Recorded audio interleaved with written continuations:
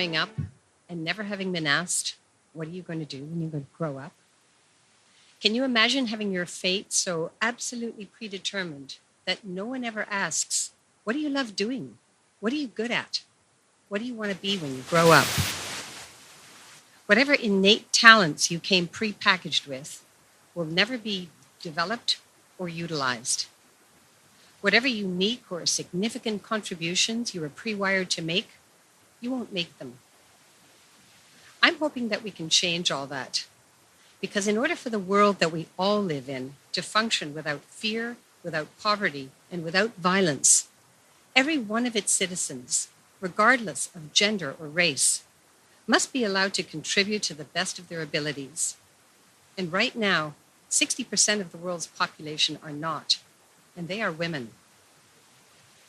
Today, I'd like to tell you about what motivated me to help girls in Kenya and Uganda achieve their potential to become what they want to be, and how our approach created a unique model that will start to shift the needle on gender inequality. I was born in South Africa. Some of my first memories are about the denial and mistreatment of other people. I can't remember the exact moment when I was able to put all of this together with the realization that this was all about skin color.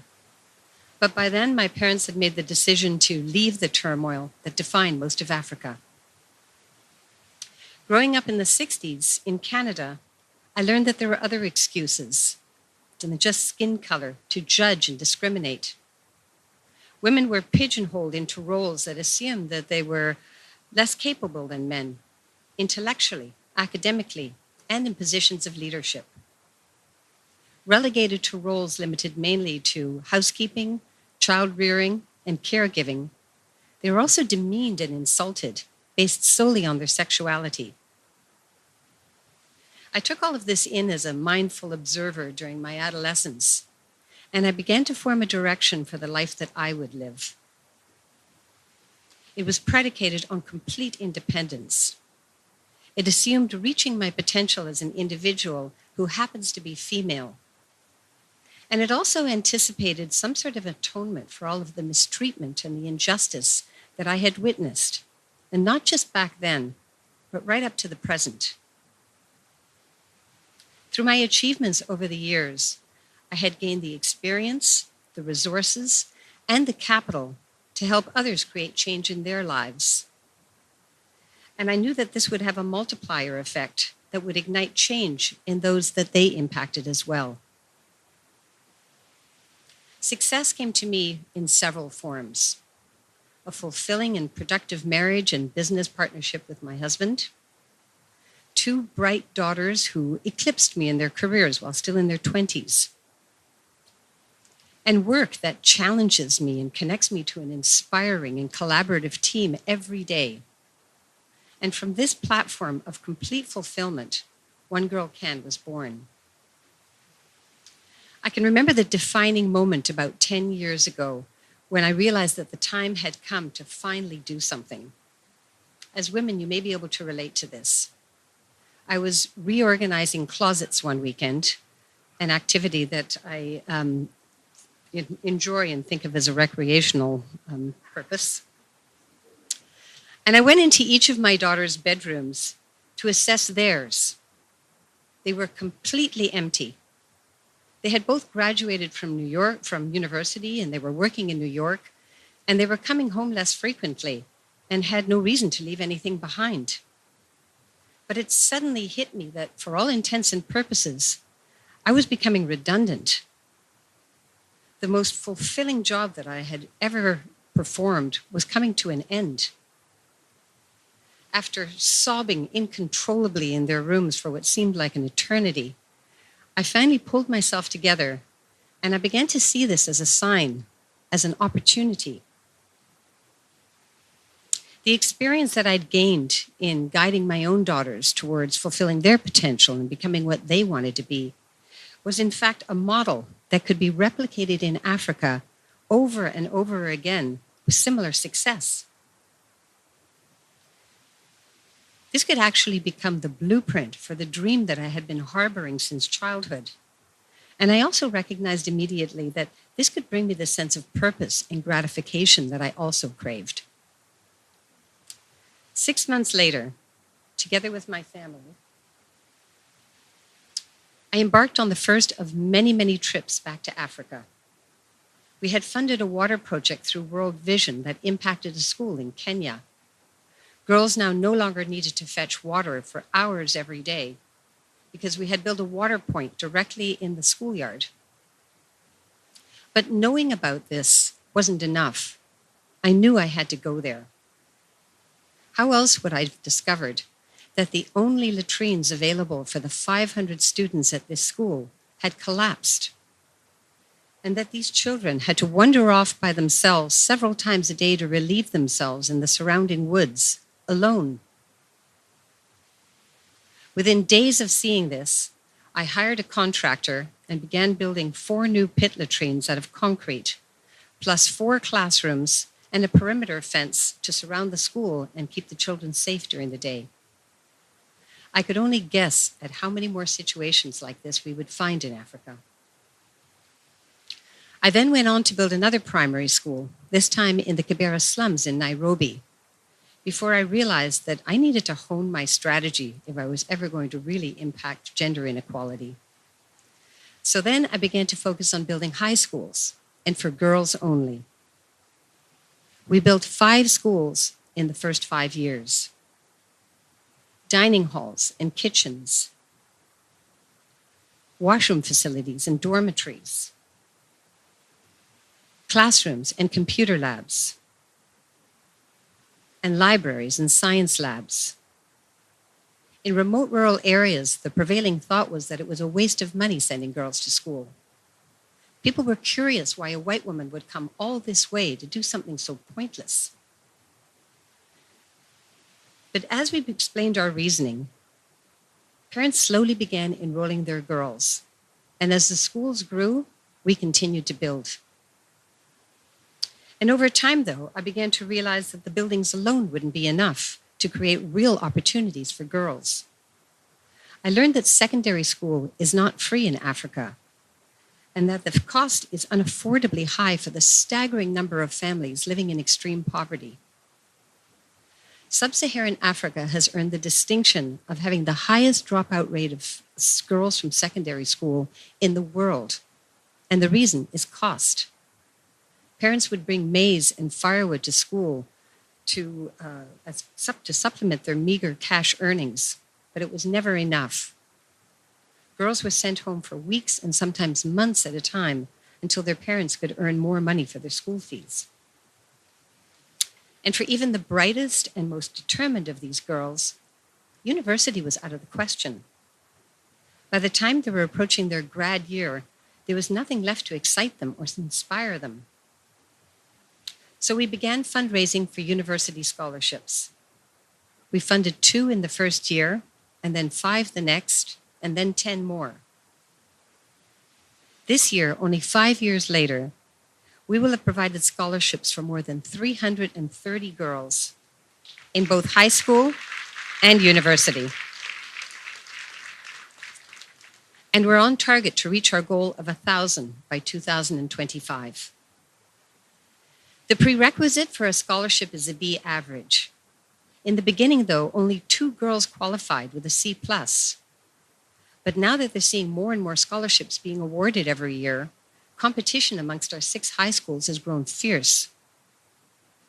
This year we budgeted for 20 more university scholarships, but 36 girls achieved A's and B's. And every single one of their applications contained stories that were heartbreaking and compelling. Parents would buy kerosene for their lamps instead of food, making the decision for everyone to go to bed hungry so that the children could do their homework. How could we turn down even a single one of these applications? Well, we couldn't, of course. 36 girls, all of them, started university this past month for the first time. And all 62 girls currently enrolled in university were invited to our conference in Nairobi for mentorship and personal development called Becoming the Best Version of Me. These girls who have never even eaten in a restaurant took their first airplane flight from cities all over Kenya and spent 2 nights in a big hotel in Nairobi. They were inspired by keynote speakers, coached on professional etiquette, and learned countless tools and shortcuts to prepare them for a role that we know that they'll one day play in a bigger arena. These girls who grew up in extreme poverty have been changed forever through this experience. Our unique business model is built on 3 platforms. We build, we educate, and we mentor. And these form the foundation on which these girls can create lasting change in their own life, in their families, and in their community. We build dynamic and safe learning environments, and these are fundamental to the academic success of all girls. STEM education, which stands for science, technology, engineering, and math, has been directly linked to economic growth. 80% of jobs created in the next decade will require STEM skills. And 80% of our scholarship girls are tracking towards careers in STEM-based jobs. And yet in most of the schools, we found the science labs distressingly inadequate. By providing science labs and technology resources to the schools, we give girls a chance to move their country forward and begin dismantling poverty. Attitudes towards the role of women in Africa will not change until girls become the doctors and software engineers and civil engineers. And only then can we hope to achieve gender parity. Our second operating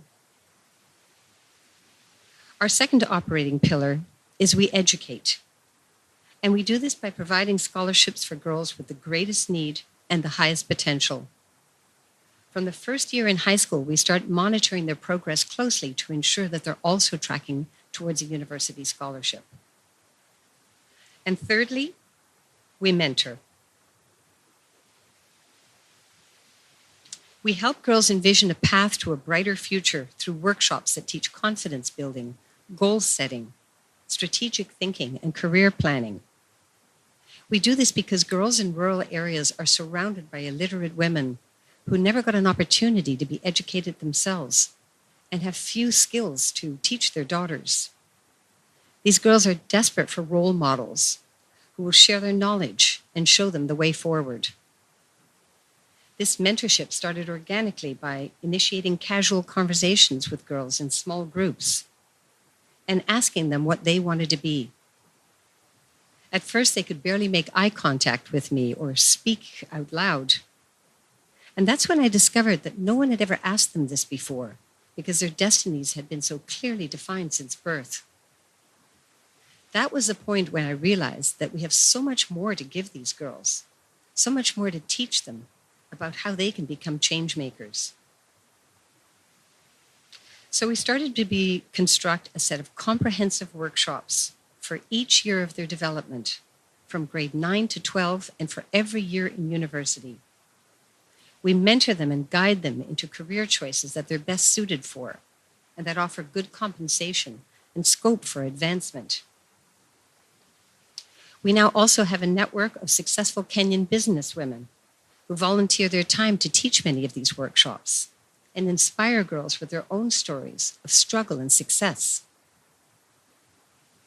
After building 7 schools and listening to the needs of the 4,000 girls that attend them year over year, I believe that we've developed a template for success that started 10 years ago when I looked into my daughter's empty closets.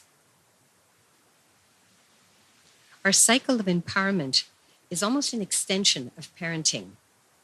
It is, in essence, a nurturing support system designed to supplement what parents in the community are unable to provide their daughters to ensure their success. It starts at the top by providing safe and functional buildings for living and for learning. It then funds scholarships for the brightest and most marginalized girls to optimize their academic potential. And it aims to motivate and inspire her by coaching and mentoring through targeted workshops every year. And if she continues to perform well, she'll earn a scholarship to university. In her first year university, in number 5, she's invited to attend our conference, Becoming the Best Version of Me. And then we continue to offer her mentorship and career and internship opportunities to ensure that she lands a good job in her chosen career. And when she graduates at the top of the cycle, she begins to earn a living, and she starts pays forward 5% of her earnings into a scholarship fund for 4 years to ensure that other girls follow in her path. This feeds the cycle, and it creates sustainability. It's hard to describe the thrill of watching lives change in real time, to see hopelessness dissolve almost in front of your eyes and be transformed into opportunity, to see a scientific mind emerge from a girl who has spent her life living in a mud hut and will now become a doctor or a software engineer instead of a mother at 16. We don't change lives. We just provide the opportunity and the emotional support needed to let these girls take control of their lives, to make choices that they've only ever been able to dream about, and to become what they want to be. I'm lucky enough to witness this evolution every 6 months when I'm in Africa, but I hope that this video gives you a sense as well of how transformational this truly is.